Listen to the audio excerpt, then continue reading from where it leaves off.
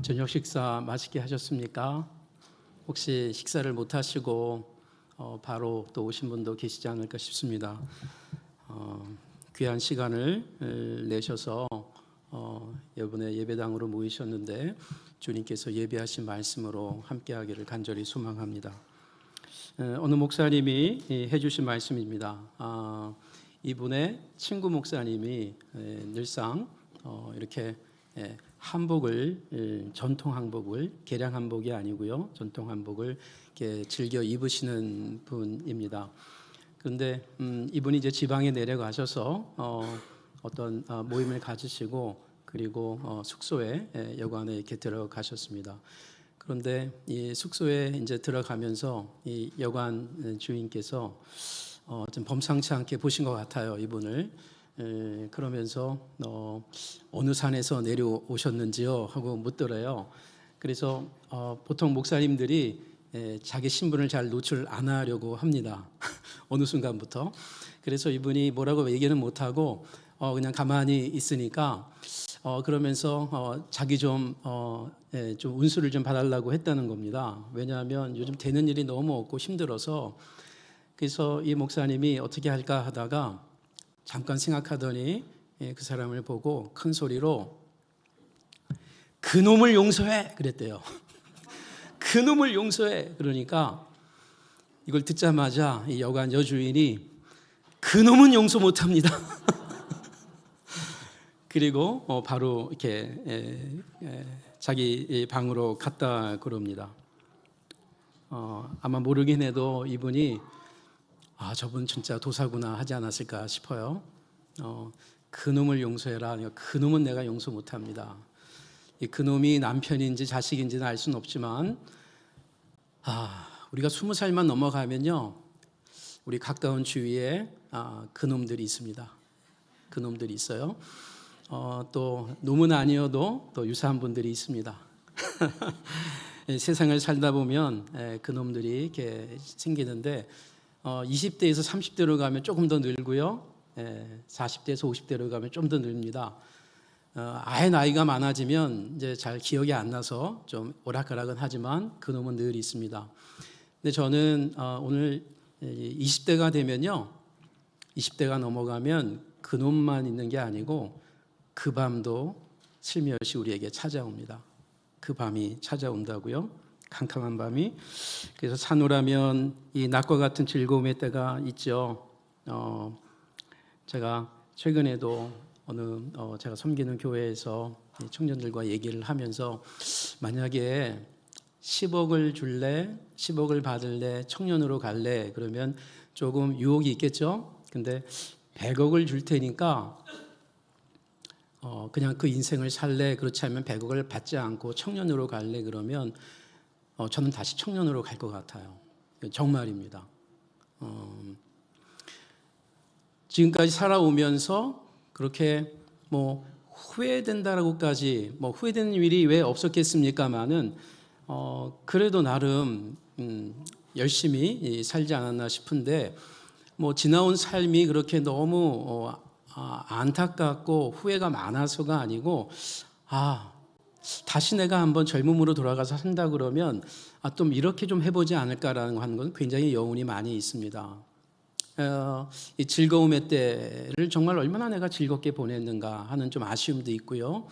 그리고 참 슬픈 때를 내가 얼마만큼 애통했는가, 그걸 그냥 외면하진 않았는가, 또 그런 어떤 생각도 해봅니다. 인생의 밤은 모든 사람들에게 찾아옵니다. 즐거움도 그런 것처럼 인생의 밤도 말이죠, 성도에게도 비켜가지 않는다는 말입니다. 제가 좋아하는 시가 하나 있습니다. 시인 박우연 선생님인데 대구 출신인데 이분이 원화예고를 2017년에 이제 퇴직을 하고 그리고 퇴직 전에 이제 쓴 작품이고 또 책으로도 나왔습니다. 제목이 말이죠, 그때는 그때의 아름다움을 모른다라는 시입니다. 시 자체도 그렇고 이 시집의 제목도 동일합니다. 한번 읽어볼게요. 20대에는 서른이 두려웠다. 서른이 되면 죽는 줄 알았다. 이윽고 서른이 되었고 싱겁게 난 살아 있었다. 40이 되니 그때가 그리 아름다운 나이였다. 30대에는 마흔이 두려웠다. 40이 되면 세상이 끝나는 줄 알았다.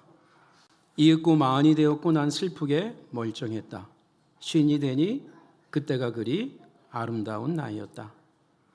60이 되면 50이 그러리라. 50이죠. 70이 되면 60이 그러리라. 마지막입니다. 죽음 앞에서 모든 그때는 절정이다. 모든 나이는 아름답다. 다만 그때는 그때의 아름다움을 모를 뿐이다. 참 다가옵니다.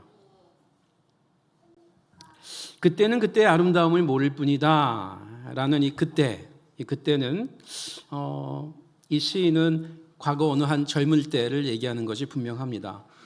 저는 이 시를 이렇게 읽으면서 생각하면서 그 젊음의 한 어떤 그때, 그래서 항상 지금은 가장 젊을 때라고 하는 그런 생각을 갖고 산다는 것 참 귀한데, 저는 여기서 그때는 그때의 아름다움을 모를 뿐이다 라는 말을 좀 신앙적인 관점에서 조금 더 깊이 들어가 보면 이 그때는 기쁠 때만이 아니고 내가 20대에 슬플 때, 사랑하는 애인과 헤어져서 정말 더 살고 싶지 않았을 때, 그때가요 10년 지나고 20년 지나고 다른 사람하고 결혼해서 자녀가 태어나고 그 자녀가 결혼하게 되고 그리고 손자 손녀까지 보게 되면 그 어려웠고 힘들게 헤어졌던 그때도 힘든 게 아니고 아름다운 거가 되는 것 같아요.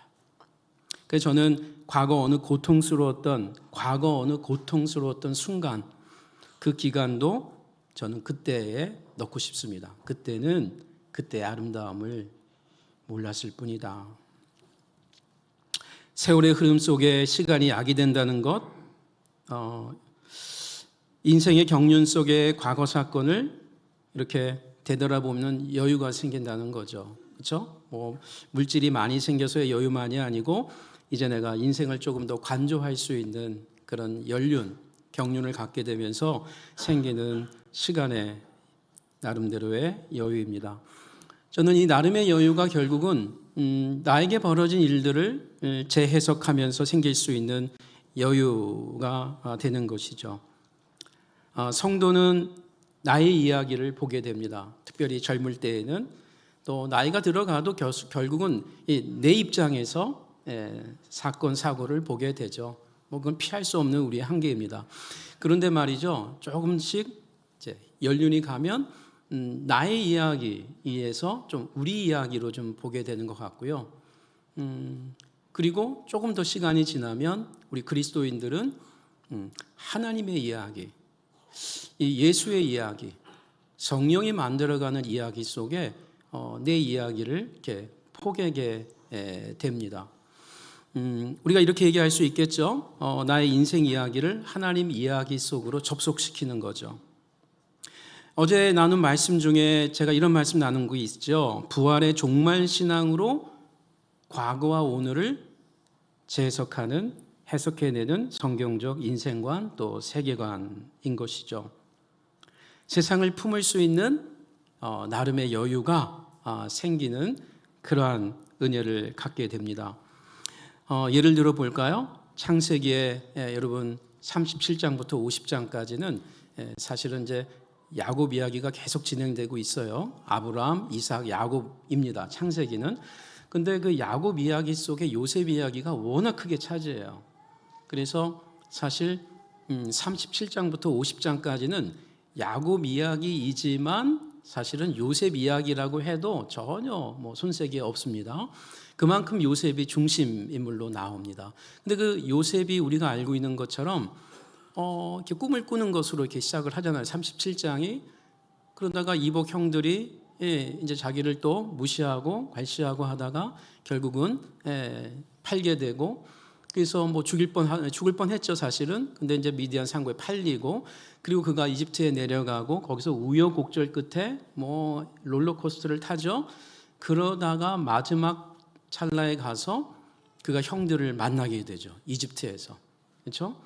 형들이 전혀 못 알아보죠. 그만큼 세월도 지났고 용모도 다르고 입고 있는 복장도 틀리고 무엇보다 이집트 언어를 훌륭하게 하고 있는 그 이복 동생을 알아볼 수가 없었습니다. 근데 여러분, 그 요셉이 굉장한 갈등이 그 성경에 보면 나오죠. 그래서 베냐민을 볼 때, 자기 친동생을 볼 때 막 울컥울컥 하다가 이야기를 못하고 계속 끙끙거리다가 나중에 그가 이런 이야기를 하죠. 굉장히 유명한 말씀이죠. 저는 요셉입니다. 형들의 아우 요셉입니다. 그러면서 형들이 굉장히 놀래죠. 굉장히 놀랍니다. 죽은 줄 알았던 동생이잖아요. 그러면서 이제 무슨 이야기를 합니까? 두려워하지 마십시오. 두려워하지 마십시오. 제가 여기 온 것은 형님들이 나를 여기 보낸 게 아니고 하나님이 나를 보냈습니다. 라고 이야기를 합니다. 여러분, 요셉이 형님들이 판 거를 평생 동안 지울 수가 없었고, 그리고 사실은 그 원수 갚을 마음으로 계속 버텼을 거예요.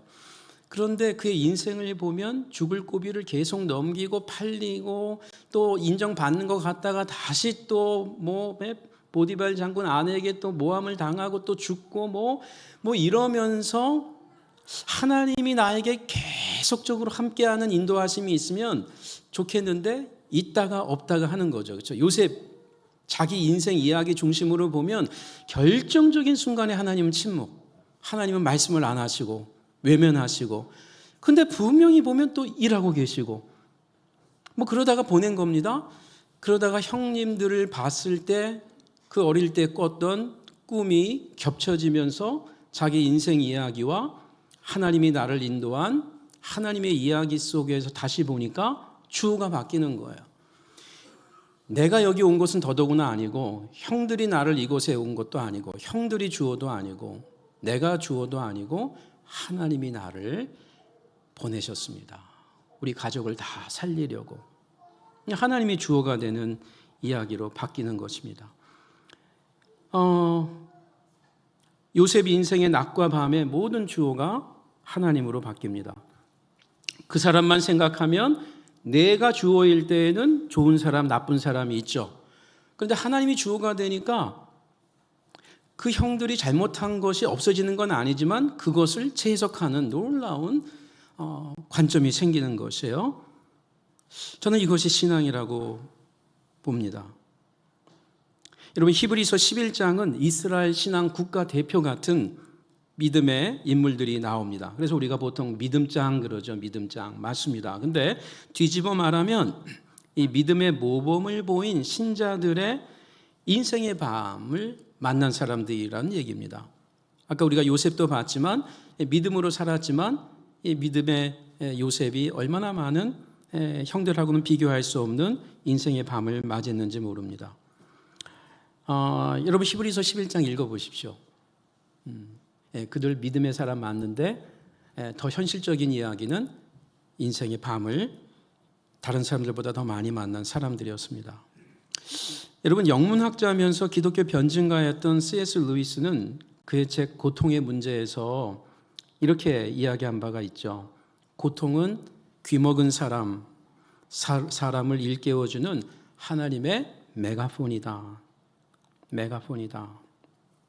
하도 우리가 못 듣고 세상이 못 알아보니까 사실은 이 고통의 문제는 1940년에 나왔거든요. 제1차 세계대전 직후에. 그러니까 이 세계 전쟁이 그렇게 참혹하게 벌어지는 어떤 현장 속에서 수많은 사람이 사람을 죽이면서 그러면서 이 사람의 낙관주의, 긍정주의가 완전히 무너지는 어떤 그 상황 속에서 C.S. 루이스는 이런 어떤 인간의 처절한 고통, 그리고 국가 간의 고통, 인종 간의 고통, 나아가서 그 나라, 사회, 개인, 가족, 이런 모든 고통들을 이렇게 해석한 것입니다. 그는 또 이야기하죠. 눈물 골짜기인 이 세상은 또한 영혼이 빚어내는 골짜기다. 여기 보면 soul making valley라고 하죠. 여러분, 정말 좋아하는 음식을 뭐라 그럽니까? 소울푸드 그러죠. 예? 여러분의 소울푸드는 뭡니까? 이런 말 하죠. 예. 외국 사람들이 많이 사용합니다. 그만큼 내 몸이 좋아하는 거라기보다는 내 몸을 포함한 내 전체가, 그렇죠? 그래서 우리 예수를 믿지 않는 분들도 뭐 영혼을 끌어다가 뭐 이런 말 쓰죠. 예? 그분들 영혼에 관심이 별로 없는데도 뭐 영끌 해가지고 뭐 이런 말 씁니다. 그렇죠? 이 영혼을 살려내는, 그렇죠? 죽어있던 내 영혼을 끄집어낸다라는, 그것이 눈물 골짜기라는 거예요. 참 기가 막힌 해석이라고 봅니다. 그러니까 여러분, 영혼이 정말 맑아지려면요, 아픔이 있어야 됩니다. 우리가 환영하진 않죠. 누가 아픔을, 시련을 환영합니까? 그런데 그 시련을 통과하면은 눈물만 흘리는 것이 아니고 영혼이 맑아지기 시작합니다. 그래서 심령이 가난하게 되는 것은 맞는 것 같아요. 예, 복이 있는 것이 맞는 것 같아요. 성경 시편 기자는 이렇게 이야기하죠. 내가 고난을 당하기 전까지는 잘못된 길을 걸었으나 이제는 주님의 말씀을 지킵니다. 세번역 성경입니다. 119편.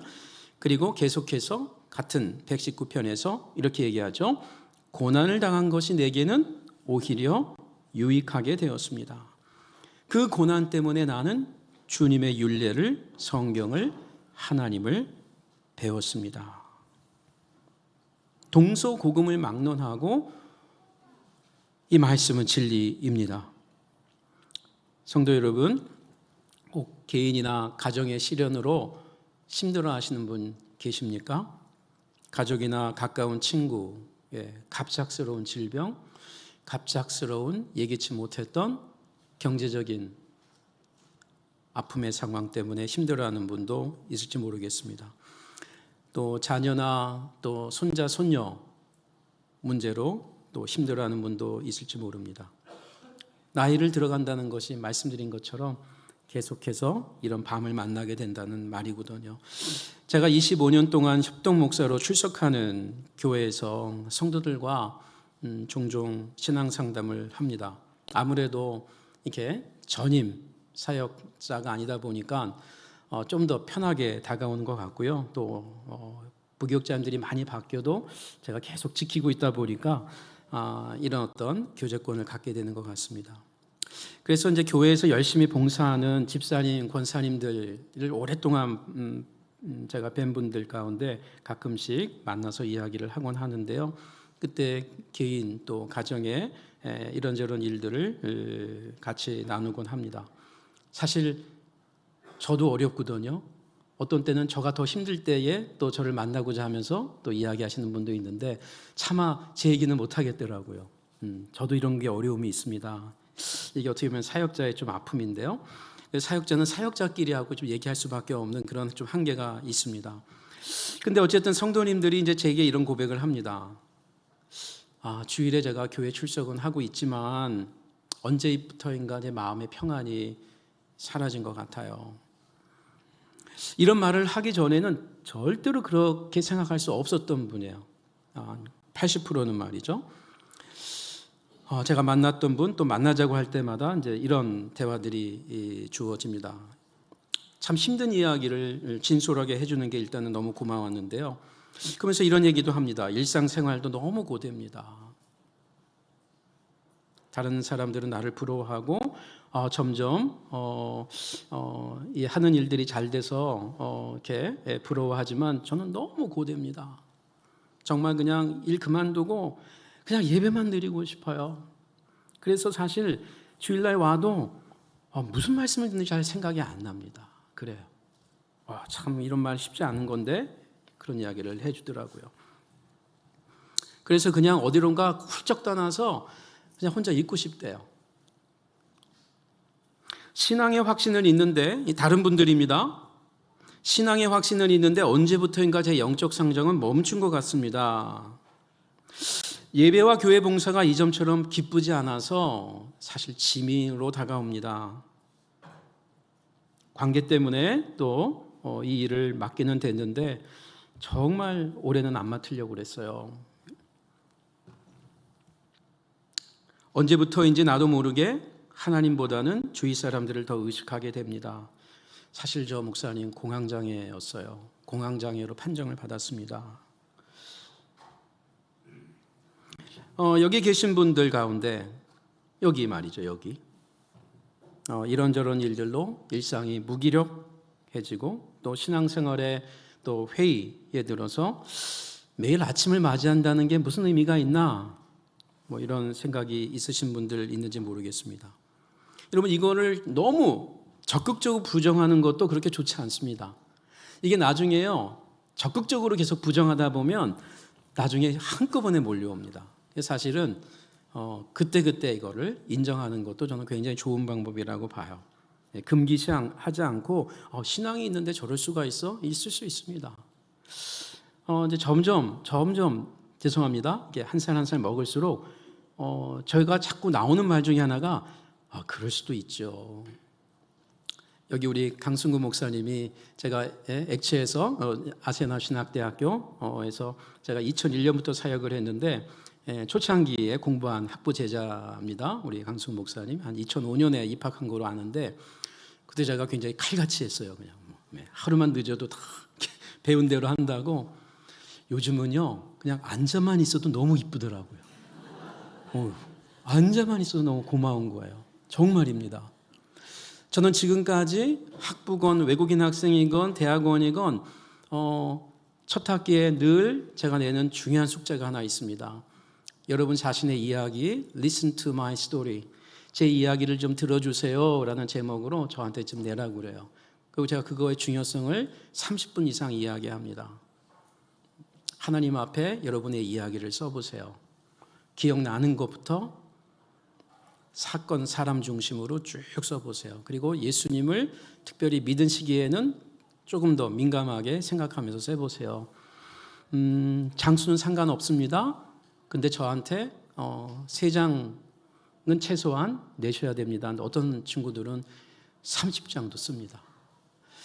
저는 그 글을 어떤 숙제보다 열심히 읽습니다. 안 읽을 수가 없죠. 24년 동안 읽어옵니다. 다 읽을 수가 없습니다. 읽다가 울 때도 많고요. 기도할 수밖에 없고요. 목사님 자녀, 선교사님 자녀인데도 너무나 힘들어했던 자아상 때문에 그런 내용들이 제법 많습니다. 만약에 성도님들이 저에게 이렇게 얘기하지 않았더라면 저는 그분과 25년 가까이 지냈어도 전혀 몰랐을 것 같아요. 그래서 점점 이제 어떻게 가냐면 전에는 어떻게 그럴 수 있니? 그랬는데 요즘은요, 그럴 수도 있지. 그거 이상한 거 아니야. 그럴 수도 있어. 자꾸 이렇게 되더라고요. 이게 하나님의 마음이 아닌가 싶어요. 하나님의 마음이 아니. 그럴 수 있어. 그럴 수 있어. 나 너 이해해. 그런데 이해하기 때문에 그러니까 이제 이렇게 가보지 않을래? 여러분 이해를 못하고 요구하는 거하고요. 이해를 하면서 요구하는 거는 다르더라고요. 달라요. 다릅니다. 그래서 공감이 너무 중요한 것 같아요. 여러분 제가 말씀드린 아까 그런 내용들 비록 제가 섬기고 있는 교회지만 그 교회의 성도님들 가운데 이런 고백을 한 분들 근데 이런 것이 습관적으로 오죠. 습관적으로 한번 왔다가 사라지는 게 아니고 습관적으로 온다면 여러분 지금 인생의 밤을 맞이한 겁니다. 그거 부정할 수가 없어요. 나이가 많든 적든 인생의 밤을 맞이한 겁니다. 그걸 먼저 인정하셔야 돼요. 여러분 여기 의사 선생님도 계신데 제일 힘든 환자가 누구예요? 그걸 인정 안 할 때는 쉽지 않습니다. 쉽지 않아요. 하나님도 쉽지 않아요. 인정해 줘야 돼요. 나는 그렇습니다. 여러분 인생의 어둠이 찾아왔다는 말입니다. 오늘 우리가 읽은 누가복음 5장 베드로가 제자로 부름받는 사건이죠. 우리가 다른 성경들을 보면 베드로가 이때 예수님을 처음 만난 것만은 아니에요. 요한복음을 봐도 그렇고 그런데 이때 아주 의미 있게 예수님이 기다렸던 것 같아요. 기다렸던 것 같고요. 그리고 그 타이밍이 온 거죠. 하나님의 때가 온 거예요. 베드로를 위한 하나님의 때가. 그래서 예수님이 이제 게네사렛 호숫가 갈릴리 호숫가에서 베드로를 조금 더 가까이에서 만나고 싶어합니다. 실존적 만남이 시작되는 거죠. 그리고 베드로 눈앞에 벌어진 비상식적인 사건들이 벌어집니다. 이게 이제 계기가 됐던 거죠. 엄청나게 많은 물고기가 2배에 가득 채워지는 체험입니다. 베드로의 배만이 아니라 친구였던 야고보 요한의 배에도 가득 차게 되는 경험을 하게 됩니다. 이 일로 모든 사람들이, 함께 있던 사람들이 다 놀랬다라고 9절이 얘기합니다. 우리가 읽었죠. 그런데 베드로는 사실 예수님이 기다렸다고 했잖아요. 베드로는 그 직전까지 예수님을 만나기 직접, 인격적으로 만나기 직전까지 베드로에게는 또 하나의 비상식적인 일이 벌어집니다. 그렇죠? 그것은 저는 잘 알려지지 않은 기적이라고 말하고 싶습니다. 그게 뭐죠? 어부였던 베드로와 친구들이 다 누구예요? 다 어부들이죠. 밤이 새도록 물고기를 잡으려고 했는데 한 마리도 잡히지 않은 겁니다. 우리 한글 성경에서는 조금 그게 드러나진 않을 수도 있는데 문맥은 분명합니다. 밤이 새도록 수고하였을 때 잡지를 못했다. 여러분 영어 성경만 봐도 took nothing all night, 밤새도록 했는데 nothing, 한 마리도 못 잡았다는, 한 마리도. 이거 대단히 비상식적인 일이고 사실 이것은 대단한 기적입니다. 그래서 오늘 우리 본문에는 2가지 기적이 있어요. 2가지 기적이 있습니다. 모두 주님의 손길이 함께했던 사건이라는 말입니다. 자신에게 찾아온 뜻밖의 밤을 맞이한 이 베드로, 다른 나라, 다른 장소, 다른 일도 아니었죠. 자기 나라, 어릴 적부터 익숙했던 갈릴리 호수, 자신의 주업종 고기잡이. 그런데 거기서 생겼던 자기의 상식 실패, 자기의 주 전공 실패, 철저한 실패. 밤이 새도록 그러나 nothing, 철저한 실패. 가장 자신 있다고 생각했던 바로 그 분야에서 이런 수모. 그러면 정상적인 사람이라면 실망과 자괴감에 빠집니다. 성도라면 하나님을 원망하게도 됩니다. 여러분 유대인 아닙니까? 안식일의 회당에 늘 참석하는 베드로 아닙니까? 또 야고보 요한은요 마찬가지. 그러니까 떠나기 전에 늘상 유대인들이 하듯이 하루에 3번도 기도하지만 특별한 일을 또 할 때, 중요한 일을 할 땐 또 한 번 짧게라도 기도하는, 오늘 우리가 하는 시기죠. 기도하고 떠나지 않았겠어요? 물고기를 잡으려고. 제 얘기를 잠깐 해보겠습니다. 저는 1980년에 고등학교 2학년 때 친구 전도로 예수님을 영접했어요. 가족과 친척이 아무도 예수님을 믿지 않는 환경이었습니다. 그리고 예수님을 영접하고 80년에 그리고 만 10년이 되어서 대학을 이제 졸업한 거죠. 그 사이에 군대를 갔다 왔고요. 그리고 1990년에 신학을 공부하고자 뭣도 모르고 유학을 떠났습니다. 90년 6월입니다. 예수님 믿은 지 딱 10년 만에입니다.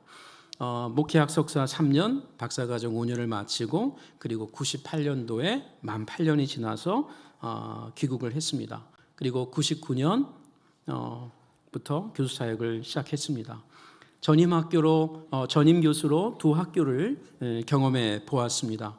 한 학기 이상 외래 교수로 제가 저희 학교가 재직 학교가 있으면서 외래 교수로 이렇게 방문하고 한 학기 이상 강의해 본 학교들이 제가 이렇게 세 보니까 10학교가 넘더라고요. 거의 수도권에, 서울을 중심으로 수도권의 학교들은 다 가보지 않았나 싶습니다. 그것은 제가 있는 학교가 교회 연합적인 학교라고 하는 또 특성 때문에 또 그런 특권을 갖게 된 것 같습니다. 특정 교단 신학교에 있다 보면 사실은 꺼려하는 교단 신학교가 있습니다. 그런데 제가 있는 학교는 장로교의 여러 교파만이 아니라 감리교, 성결교, 순복음, 루터교, 어떤 때는 성공회까지도 저희 학교에 옵니다. 학부에, 또 대학원에, 또 외국인 학생들도 말이죠. 그런 어떤 그 계기 때문에 이런 여러 많은 학교들을 경험해 보게 됐습니다. 올해로 26년째입니다. 이 기간 중에 전임 교수로 재직한 학교에서만, 그러니까 2 학교가 되겠죠. 전임 교수로 재직한 학교에서만 만난 인생의 밤이, 제 인생의 캄캄한 밤이 3번 있습니다. 학교하고만 관련된 게요. 저희 가정이나 다른 거 떠나서 학교하고만 관련된 게 3번 있더라고요. 2001년도에 6개월, 그리고 2003년에서 5년까지 24개월, 그리고 2005년부터 2010년까지 만 5년. 이 5년 동안 이게 이어졌습니다. 모두 심각한 상황이었습니다. 처음에 두 번은 저 개인적인 문제였고, 세 번째 5년 동안의 일은 개인의 문제는 아니었습니다. 쫓겨날 뻔도 했고 실제로 쫓겨나기도 했습니다. 부당하게 강의를 1년 동안 못 해보기도 했고, 급여를 몇 년 동안 못 받아보기도 했고 재직하고 있는데요. 그래서 참 어려웠던 시간들이 있었습니다. 제가 맞이했던, 그리고 함께 동료 교수로 있던 분들과 함께 이런 고통을 겪으면서 제 인생과 이 신학교의 밤은, 내가 왜 여기 있지? 신학 교수가 뭐지? 그리고 목사가 뭐지? 나는 왜 여기서 목사 후보생들을 양육하고 있는 거지? 이런 것을 새롭게 재해석하는데 결정적이었습니다. 유학할 때 책으로 공부할 수 없었던 이 살아있는 신학을, 또 신앙을 배우는 기간들이었습니다. 물론 개인적인 문제를 놓고 금식 기도도 해봤지만, 그러나 정말 내가 몸담고 있는 학교를 놓고 금식을 그렇게 처절하게 해본 적, 간절하게 해본 적, 학교를 위한 기도만이 아니라 별로 없지 않을까 싶어요. 일반 교수님들은 죄송하지만 있을 수도 있습니다. 저만 그런 게 아니고요, 우리 교수님들이 그렇게 했다는 겁니다. 돌이켜보면 그 어둠의 시간을 통해서 저는, 또 우리 동료 교수들은 교단 학교가 아니라고 하는 그 이점 때문에, 또 어떤 때는 그런 어려움 때문에 어떤 특정 교단의 지도자만이 아닌 그야말로 한국 교계에 내노라 하는 교단의 대표적인 목사님들이 이사로 있는 것들을 수없이 봐오면서 한국 교회와 신학교가 얼마나 지금 기울어진 운동장인가를 낱낱이 보게 하셨던 겁니다. 한국 개시교회 일그러진 운동장, 여기서 신학 교수를 한다는 게 무슨 의미가 있을까? 정말 심각하게 고민을 했습니다. 학교로 남기에는 지금 있는 학교 외에는 다른 학교를 생각해 본 적도 없고 할 이유도 없었습니다. 너무나 사랑했고 너무나 감사했기 때문입니다. 그리고 다른 교단 신학교에 자신이 없었습니다. 저는 지금도 저만이 아닐 겁니다. 강의의 내용을 제가 하고 싶은 말에 거의 90%를 다 합니다. 근데 제가 잘 아는 동료 또 후배 교수님들은 교단 신학교에서 하고 싶은 말에 60%, 50%도 잘 못할 겁니다. 어쩔 수 없는 현실입니다. 안타깝죠? 가까운 교수님들과 함께 힘들었지만 이 믿음과 양심을 저버리지 않으려고 애썼던 것 같습니다. 그리고 그 당시 사역의 한 열매가 강승우 목사입니다. 저는 우리 학교가 왜 이렇게 아름다울까 하면은, 교수들이 아름답고 학생들이 아름답기 이전에 우리 학교가 제도적으로 교단 학교가 아니라고 하는 특징 때문에 그렇습니다. 오해하지 마십시오. 교단 학교의 장점이 굉장히 많습니다. 그런데 신학교라면 이것만은 할 때 그 부분에 있어서는 전 잘 퀘스천입니다. 신학교 냄새가 나야 되는 학교로서의 그 냄새는, 저는 교단 신학교보다는 제가 경험해 본 바에 따르면 교단 배경이 없는, 그래서 이 사회가 그런 어떤 건강한 감시만이 아니라 부당한 감시까지 하는 일들이 벌어지지 않는 교단 밖의 학교로서의, 그러면서 복음을 굉장히 중요시 여기는, 그래서 교수가 교수를 뽑고 있는 그 제도가 지금까지도 유지되고 있는 유일한 학교가 아닌가 하는 생각을 합니다. 그래서 저는 이 학교에 있으면서 너무나 많은 것들을 경험해 보았습니다. 죄송합니다. 오늘 제가 사실은 이건 전혀 준비한 건 아닌데요. 아까 식사하다가 뜬금없이 문자가 하나 왔습니다. 그런데 제가 한 달에 한 번 평균 이런 문자를 받습니다. 저만이 아닐 겁니다. 저희 학교에 계신 교수님들은. 근데 오늘 문자가 왔습니다. 저녁 때. 근데 이런 내용입니다. 본인에게 양해는 못 구했는데 이름을 밝히지 않으니까요. 근데 이런 문자를 뜬금없이 받는 경우가 저희 사제 간의 관계입니다. 죄송합니다. 읽어볼게요. 교수님 안녕하세요. 너무 오랜만에 연락드리네요. 늦었지만 새해 복 많이 받으세요. 21살이었던 제가 세월이 흘러 벌써 34살이 되었어요. 졸업하기 전 교수님께서 나중에 결혼해서 아기 나가서 학교에 꼭 놀러 오라고 말씀하셨는데 아직도 시집 못 갔네요. 크크크. 요즘 학교 생각도 많이 나고 복음서 수업을 들으며 예수님을 처음 만났던 그때가 다시 떠오릅니다. 졸업하고 나서 예수님과 멀어졌던 적도 있고 많고 신학생이었는데 세상 사람들과 별반 다르지 않게 살아왔던 적도 있습니다. 그래서 올해는 다시 예수님과의 첫사랑을 회복하고 주님 안에서 저의 정체성을 찾고 싶어요. 그리고 졸업하고 여러 일을 하다가 간호조무사 자격증을 땄는데 그 일이 저한테 맞지 않는 것 같아 초등학생 때부터 꿈꿔왔던 패션 디자이너라는 꿈에 다시 한번 새롭게 도전하려 합니다. 그래서 월요일부터 홍대 패션 학원을 다니게 됐는데 그냥 교수님께 저의 소식을 전하고 싶고 또 기도 부탁드리고 싶어서 연락드립니다. 이번엔 꼭 성공해서 이민아 선배님처럼 저희 학교 졸업해서 지금 교수하고 있는 분입니다. 이민아 선배님처럼 자랑스러운 액체인이 되고 싶고 텐트메이커 선교사로서 필리핀의 음부의 권세가 이기지 못할 교회를 세우고 싶어요. 연락 자주 못 드려 죄송하고 교수님 너무 보고 싶고 학교가 그립네요. 올해는 꼭 교수님 찾아뵙겠습니다. 그때까지 건강하시를 기도할게요. 액치를 위해서도 잊지 않고 기도하겠습니다. 너무 존경하고 감사하고 사랑합니다.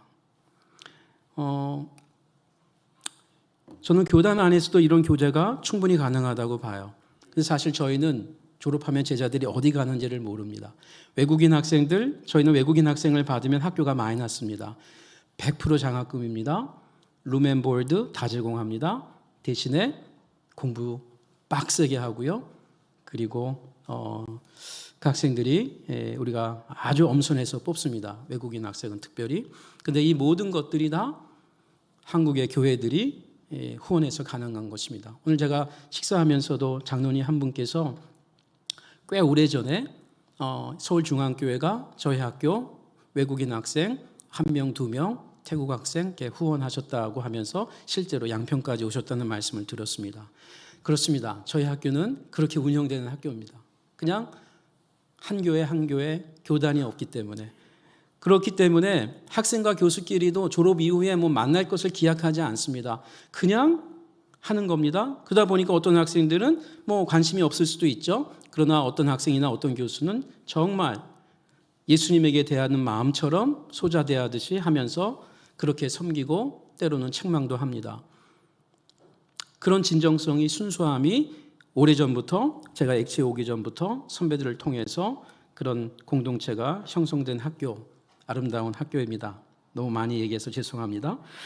근데 저는 이 액치에서 경험하면서 이런 걸 깨달았습니다. 저희가 소중한 깨달음인데요.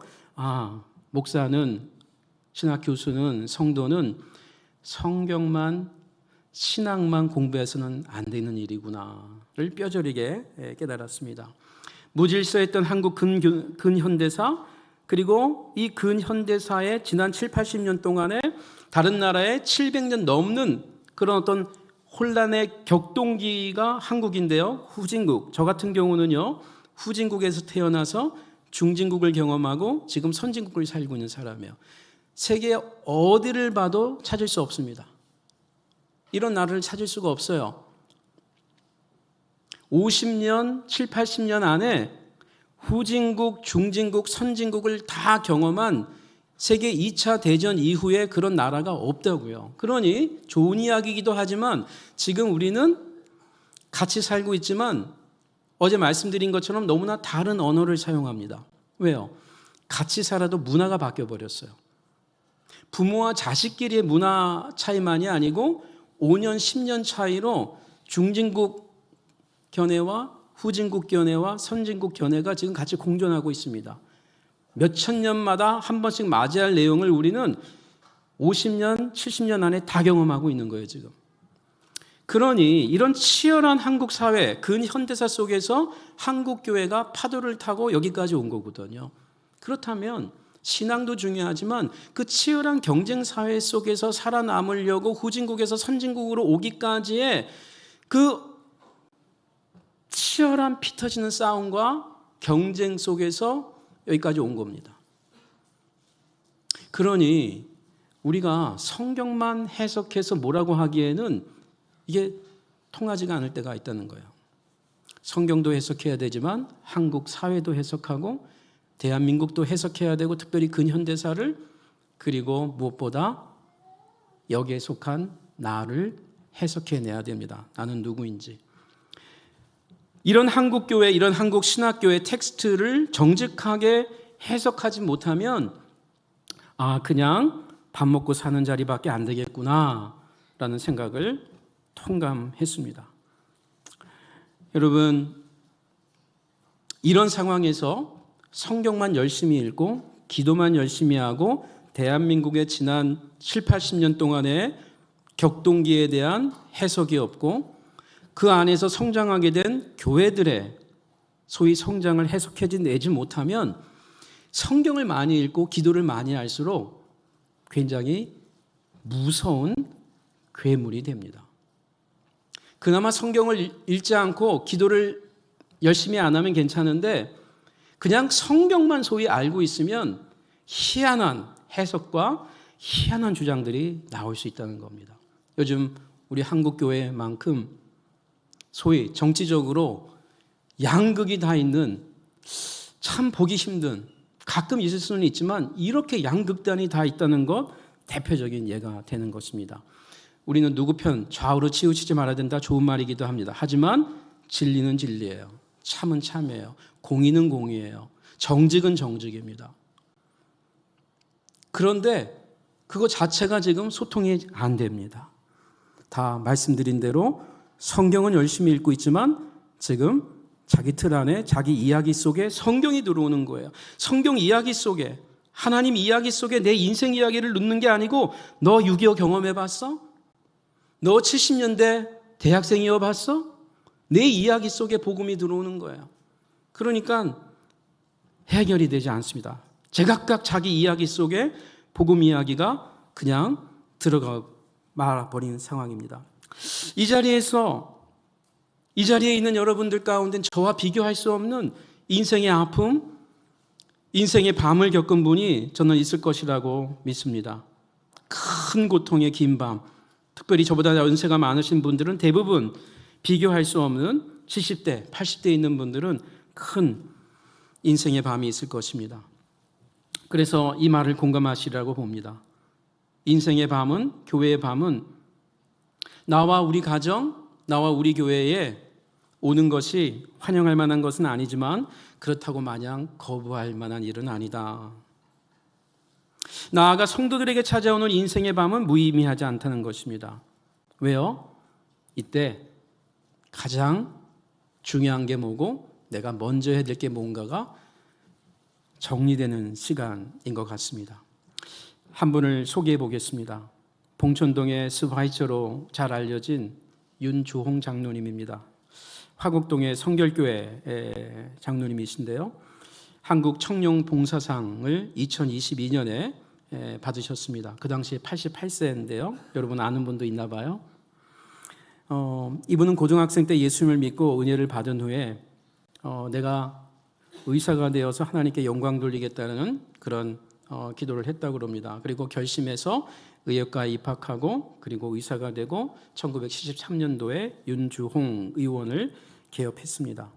그리고 2019년까지 46년 동안 이 의사 선생님으로 섬겼습니다. 처음엔 고아원을도 도와주고 또 봉천동의 가난한 사람들도 도와줬다고 합니다. 근데 환자가 많아지고 돈도 벌리면서 잘 벌리면서 점점 마음이 퇴색되면서 그러던 어느 한날 자기가 들을 수 있는 큰 소리가 나면서 브레이크 소리가 나면서 그리고 몇 분 있다가 헐레벌떡 그 택시 기사 아저씨가 아이 하나를 얻고 와서 그리고 사고가 났는데 좀 봐달라고 했다는 겁니다. 그래서 피를 흘리고 다짜고짜 청진기를 끼고 그리고 진찰을 하려고 그러는데 더 이상 할 수가 없었습니다. 자기의 셋째 딸이었던 겁니다. 그리고 이미 청진기를 들이댔지만 더 이상 소리가 나지 않았다고 합니다.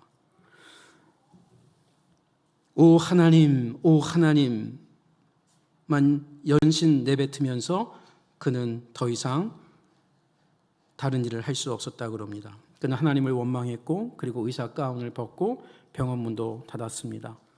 이듬해 봄 딸아이 무덤에 다녀오는 길에 열이 펄펄 나는 어린 소녀를 안고 울고 있는 가난한 할머니를 또 만나게 됩니다. 너무 안타깝고 자기 죽은 딸처럼 보여서 선배 병원에 무작정 데리고 가서 치료비는 내가 낼 테니까 이 아이 좀 고쳐달라고 선배에게 요청을 했습니다. 그리고 감사하게 그 아이가 낳았습니다. 그리고 나중에 그 할머니와 소녀가 이 윤종 선생님에게 찾아왔다고 그럽니다. 이유는 의사 선생님이라는 것을 알게 된 겁니다. 그러면서 이 소녀가 물었다고 그럽니다. 아저씨도 의사야? 근데 왜 의사 옷을 안 입고 있어? 왜 청진기에 귀도 안 대? 귀에 청진기를 안 대? 윤종 의사는 소녀를 기쁘게 해주기 위해 오랜만에 흰 가운을 입어봤다고 그럽니다. 딸 같아서. 그리고 청진기를 댔다고 그럽니다. 그런데 그 청진기를 댈 때 그 마지막 청진기에 자기 딸을 댔을 때 소리가 나지 않았던 그 소리가 이번에는 너무나 크게 울리더라는 겁니다. 심장 고동 소리가 천지를 깨우는 듯한 소리로 자기 귀에 들어왔다고 그럽니다. 그리고 이렇게 그는 기도했습니다. 고백했습니다. 오 하나님, 작은 자를 돌보지 않고 세상을 따르던 저를 이제야 깨우시십니까? 이후 윤종 선생님은 그 당시 빈민들이 몰려있던 봉천동에 다시 병원을 개원했습니다. 그리고 그의 진료로 수많은 아이들이, 수많은 어른들이 치료를 받았습니다. 자비로 그리고 여러 가지 선한 방법으로. 그래서 그는 어느 순간부터 봉천동의 수바이처가 되었습니다.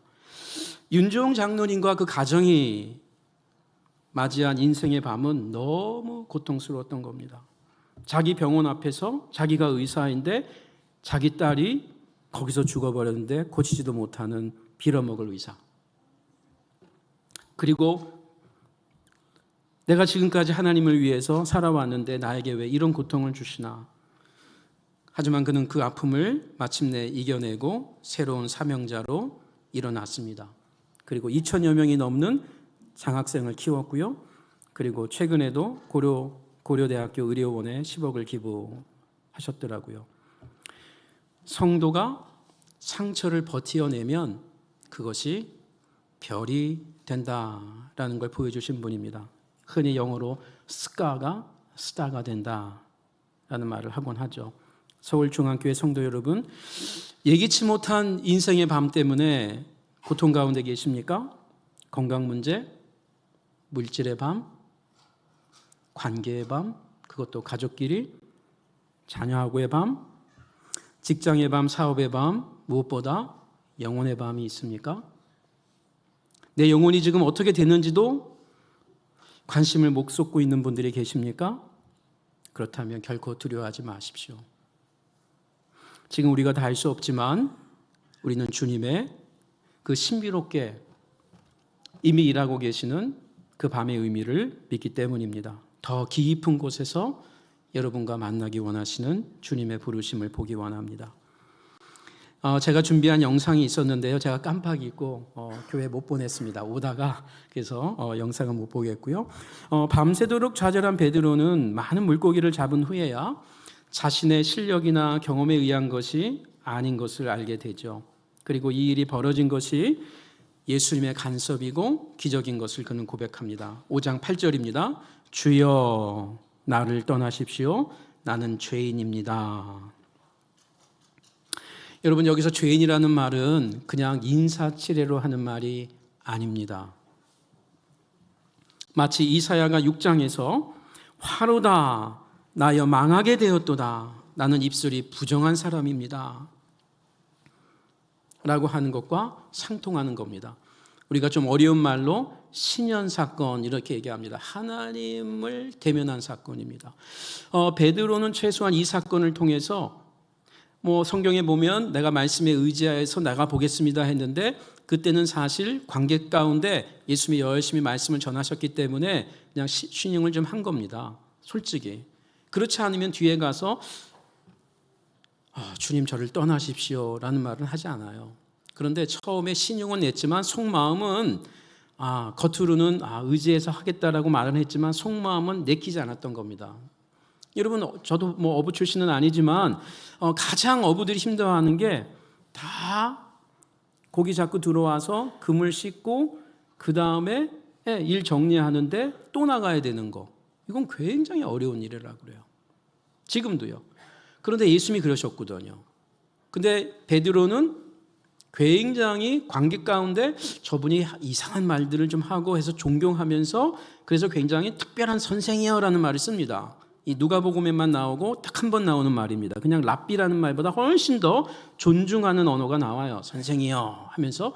그 나 좀 존경한 건 분명해요. 그 말씀하신 대로 말씀 여러 가지 좋은 말씀 하셨으니까 제가 그 말씀을 들은 것도 있으니까 나가는 보겠습니다. 굉장한 순종인 건 맞아요. 그런데 엄청난 똑같은 그 호숫가에서 이렇게 물고기가 잡힌 것을 보면서 전혀 한 마리도 안 잡히고 이렇게 많이 잡히는 가운데 베드로는 이분은 내가 아는 그냥 그런 선생 정도가 아니시구나를 그는 직감한 거예요. 영혼이.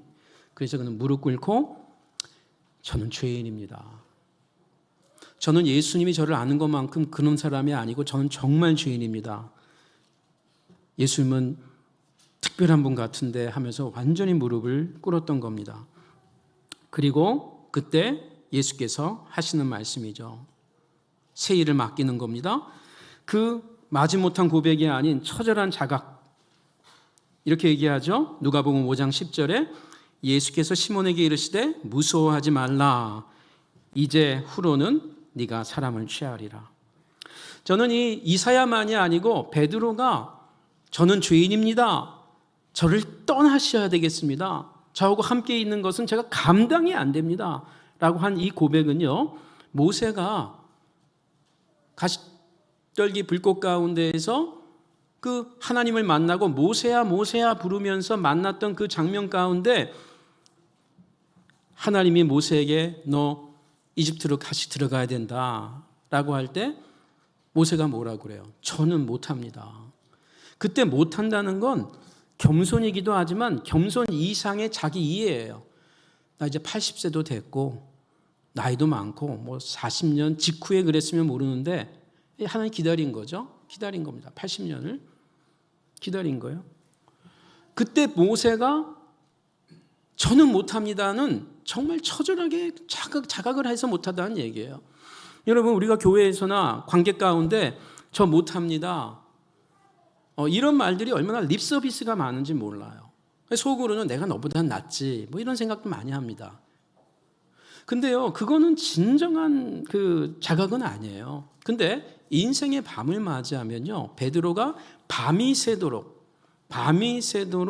한 마리도 못 잡다가 일주일 후가 아닌 바로 밤이 새자마자 그 이른 아침에 나갔을 때 같은 호수에서 어마어마한 물고기를 잡았을 때 이 호수는 내가 아는 호수와 다른 거죠.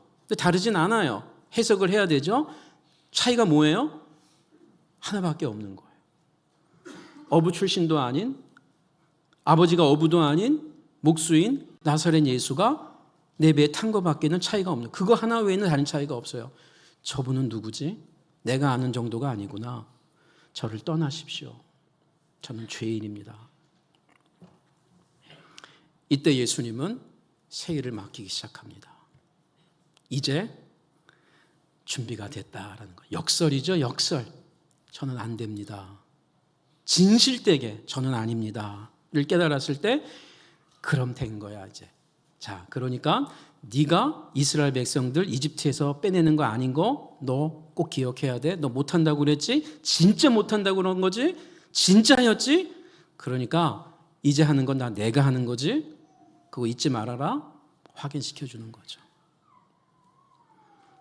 누가복음의 저자인 누가는 사도행전을 함께 기록했죠. 사도행전을 보면 바울과 실라가 마게도니아 유럽 땅으로 들어가죠. 여기서 예기치 못한 성령의 인도 가운데 들어가죠. 그리고 루디아 여인을 만나고 그리고 회심의 역사가 벌어지고 좋은 일들이 벌어지죠. 그러나 기대하지 못했던 일들이 벌어지면서 바울과 실라가 감옥에 갇히죠. 사도행전 16장 25절이죠. 사실 로마 시민권인 바울과 실라가 로마 시민권이 굉장히 중요한 도시인 빌립보에서 터무니없이 갇히게 됩니다. 얼마나 억울했겠어요? 할 말이 많았겠죠? 근데 한밤중에 바울과 실라가 기도하고 하나님을 노래합니다. 그래서 죄수들이 듣더라라고 합니다. 바울과 실라가 감옥에서 그들의 밤에 문자 그대로 밤중에 노래를 불렀던 겁니다. 죄수들이 이 노래를 들었다고 성경은 증언합니다. 그런데 성경을 그 다음 절을 보니까 죄수들만 들은 게 아니고 천상에 계신 예수님이 이들의 노래를 더 잘 들을 수 있었습니다. 26절입니다. 이에 갑자기 큰 지진이 나서 옥토가 움직이고 문이 곧 열리며 모든 사람의 매인 것이 다 벗어진지라. 자, 이 일로 감옥 간수, 가정, 기타 등등 많은 사람들이 예수를 믿게 되고 빌립보 가정교회에 성도가 늘어납니다. 그리고 나중에 시간이 지나서 바울이 로마 감옥에서 빌립보 성도들에게 또 편지를 보내죠. 우리가 아는 빌립보서입니다. 그래서 저는 빌립보서를 이렇게 얘기하고 싶어요. 오늘 저의 설교의 제목만이 아니고 이 사도행전 16장을 고려할 때 빌립보서는 바울이 로마 감옥에서 밤중에 쓴 노래라고 말하고 싶습니다.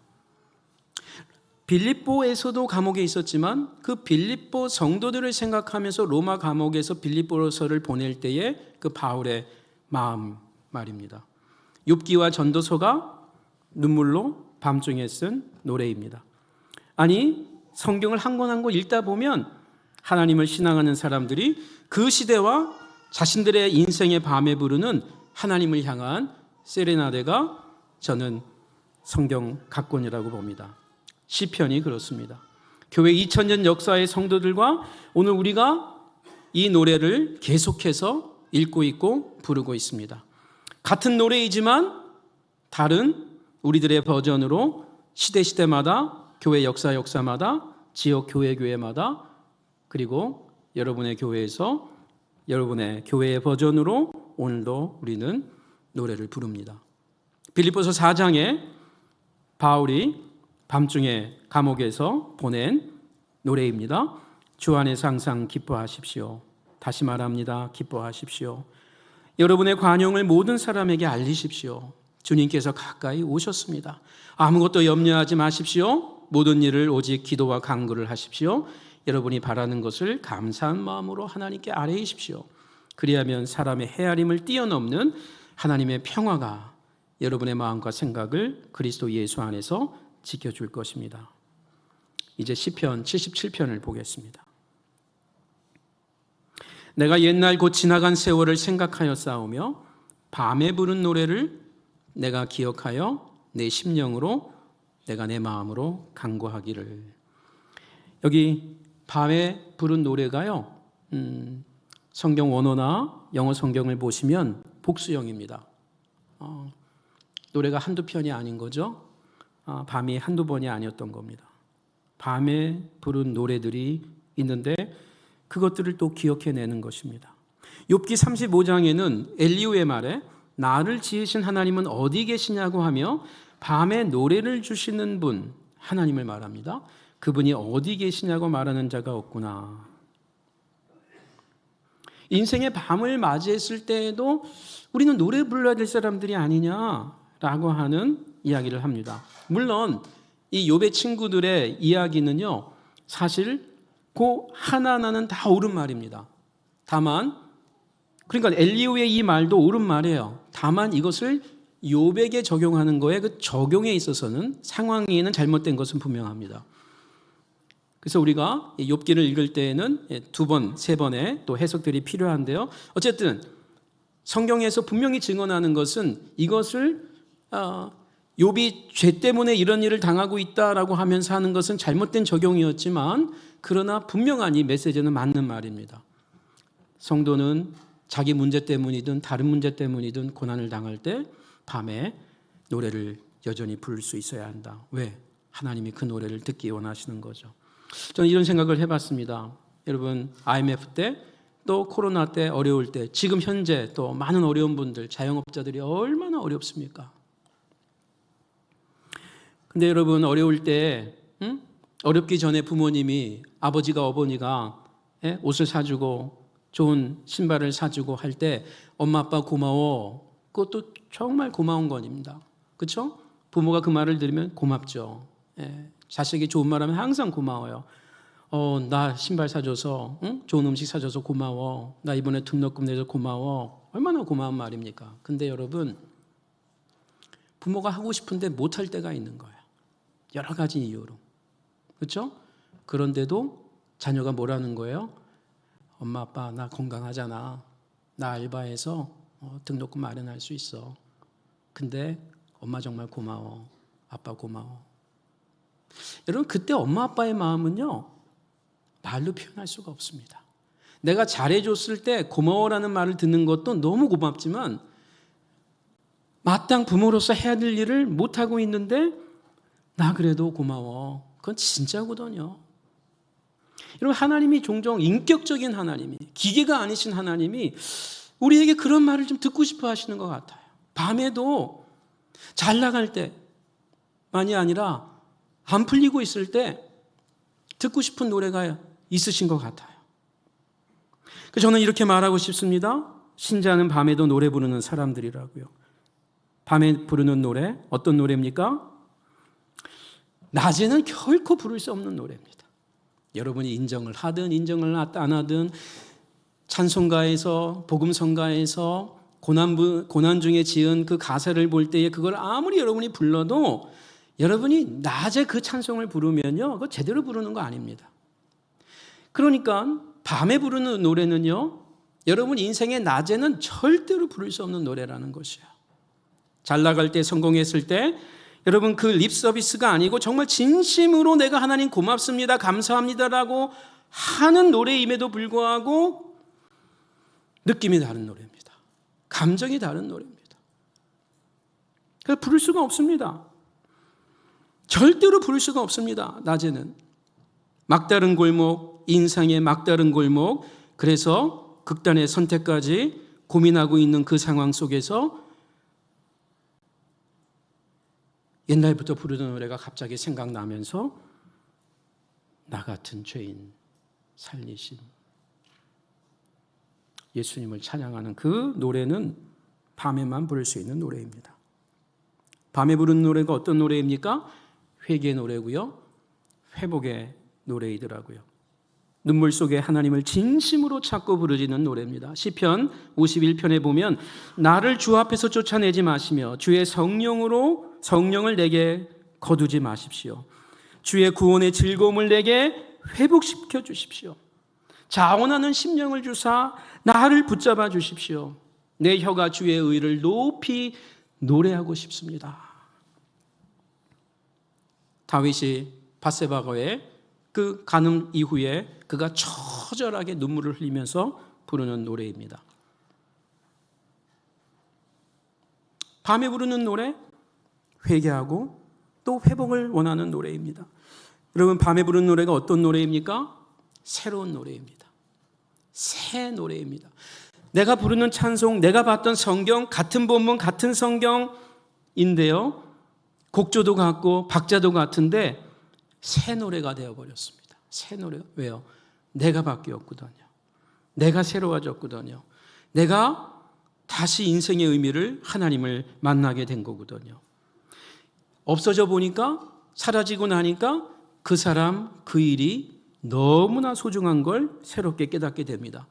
그냥 내가 오늘 하루 호흡하고 일할 수 있는 직장이 있다는 게 얼마나 소중하고, 내가 그렇게 짜증낼 수 있는 엄마가 있다라는 게, 아빠가 있다라는 게, 자녀가 있다라는 게 얼마나 소중한지를 비로소 자녀와 부모가 떠난 이후에 깨닫게 되는 노래입니다. 그래서 새 노래가 됩니다. 그래서 밤에 부르는 노래는요, 나는 누구지? 내가 왜 여기 있지? 난 지금 왜 일을 하고 있는 거지? 나아가서 그래, 맞아, 내가 하나님의 사람이지, 우리 집이 예수 믿는 가정이지, 그래도 더 이상 여기까지는 떨어지면 안 되지. 제가 최근에 우리 학생들이 졸업할 때 우리 덕담 나누잖아요. 제가 이번 사은회에서는 이런 덕담을 나눴습니다. 너무 세상이 어렵고 12월 3일이 지난 이후거든요. 사은회를 할 때. 그래서 그냥 그런 마음이 들었습니다. 여러분, 우리가 좋은 꿈을 갖고 사역자로서 또 평신도 사역자로 좋은 길을 가려고 하는 꿈 꼭 가지십시오. 근데 우리가, 저와 여러분이 이런 걸 좀 정해봤으면 좋겠습니다. 내가 어디까지는 떨어지지 말아야지. 물론 우리는 장담은 못해요. 그러나 우리의 마지막 신앙의 자존심, 내가 아무리 지금 떨어져도 인생의 밤이어도 더 이상 떨어지지 말아야 될 내 자리에서 내가 갖고 있는 그 힘 속에서 이런 일은 하지 말아야지. 그 마지막은 좀 우리가 정해놓으면 어떻겠는가. 그렇지, 우리가 예수 믿는 사람이지. 우리가 예수 믿는 가정이고 남편이고 아내지. 우리가 예수 믿는 성도들 관계지. 예수 믿는 사람들끼리의 성도지. 그래서 차마 그 말은, 그런 속마음은 갖지 않는 게 좋은 것 같습니다. 여러분, 밤에 부르는 노래, 저는 성령의 노래라고 고백하고 싶습니다. 에베소서 5장 18절에 술 취하지 말라. 이는 방탕한 것이니 오직 성령의 충만함을 받으라. 시와 찬송과 신령한 노래들로 서로 화답하며 너희의 마음으로 주께 노래하며 찬송하며 범사의 우리 주 예수 그리스도의 이름으로 항상 아버지 하나님께 감사하며 그리스도를 경외함으로 피차 복종하라. 내 영으로만은 부를 수 없는 노래, 내 힘으로만은 부를 수 없는 노래가 인생의 밤을 맞이했을 때 부르는 노래입니다. 그거는 제정신으로 부르는 게 아닙니다, 여러분. 다른 사람 같으면 욥의 친구들처럼 네 인생을 저주하고 죽어버려라 라고 할 만큼 그 환난 속에서도 노래 부를 수 있는 사람들은 그건 제정신이 아니고 성령의 정신이고 은혜입니다. 중앙교회 성도 여러분, 못생긴 나무가 산을 지킨다는 말이 있죠. 잘생긴 나무들은 벌목꾼들에게 빨리빨리 베어가고 뿌리채 뽑혀간다는 말입니다. 저는 이 못생긴 나무, 이것이 인생의 밤을 경험한 성도가 아닌가, 그렇게 묵상해 봅니다. 서울중앙교회는 주님의 교회이기도 하지만 여러분의 교회입니다. 이 교회를 누가 끝까지 지킬 것인가? 인생의 밤을 신앙으로 이겨낸 성도, 지금 밤을 맞이했지만 노래 부를 줄 아는 성도. 현재 내 삶이 밝은 대낮 같습니까? 여러분, 우리 교만하지 맙시다. 넘어질까 두려워하면서 말씀과 기도로 깨어있기를 원합니다. 지금 내 인생의 끝이 전혀 보이지 않는 터널 같습니까? 어둡고 외롭고 그렇습니까? 너무 두려워하지 마시기 바랍니다. 오히려 인생의 밤에 여러분만의 버전으로 밤의 노래를 부르기 원합니다. 우리 요한계시록을 읽고 마치겠습니다. 띄워주십시오. 우리 한 목소리를 읽고 볼까요? 시작. 또 그가 수정같이 맑은 생명수의 강을 내게 보이니 하나님과 및 어린 양의 보좌로부터 나와서 길 가운데로 흐르더라. 강 좌우에 생명나무가 있어 12가지 열매를 맺되 달마다 그 열매를 맺고 그 나무 잎사귀들은 만국을 치료하기 위하여 있더라. 다시 저주가 없으며 하나님과 그 어린 양의 보좌가 그 가운데 있으리니 그의 종들이 그를 섬기며 그의 얼굴을 볼 터이요 그의 이름도 그들의 이마에 있으리라. 다시 밤이 없겠고 등불과 햇빛이 쓸데없으니 이는 주 하나님이 그들에게 빛이심이라. 그들이 세세토록 왕노릇 하리로다. 다시 밤이 없습니다. 밤에 부르는 노래, 우리가 이 세상 여기 살아 있을 동안에만 부를 수 있는 노래입니다. 우리 다 같이 찬양하시면서 사회자 나오실 때까지 함께 찬양합니다. 날마다 숨쉬는 순간마다 함께 우리의 노래를, 나의 삶을, 나의 상황을 품고 올려드리기 원합니다.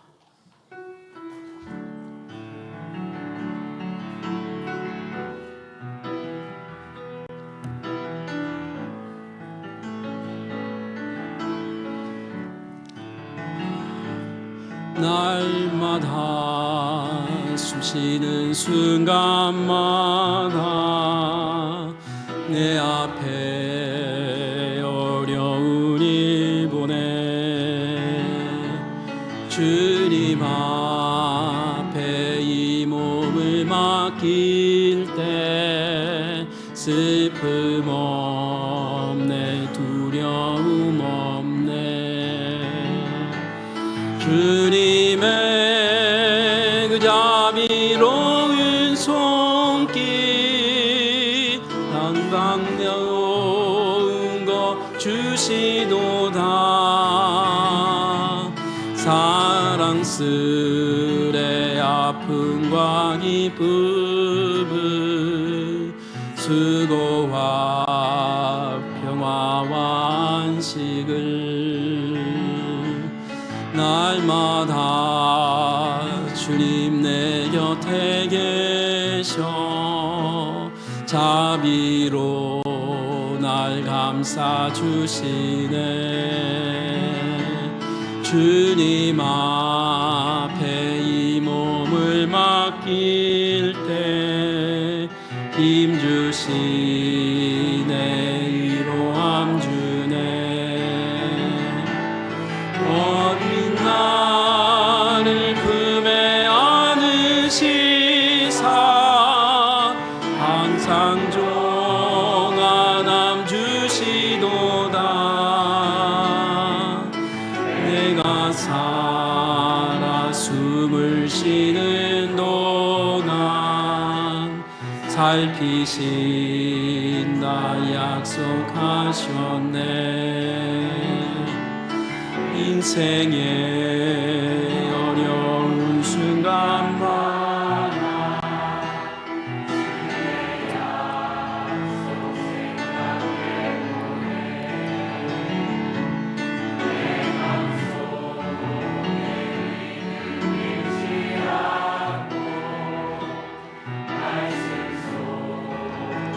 위로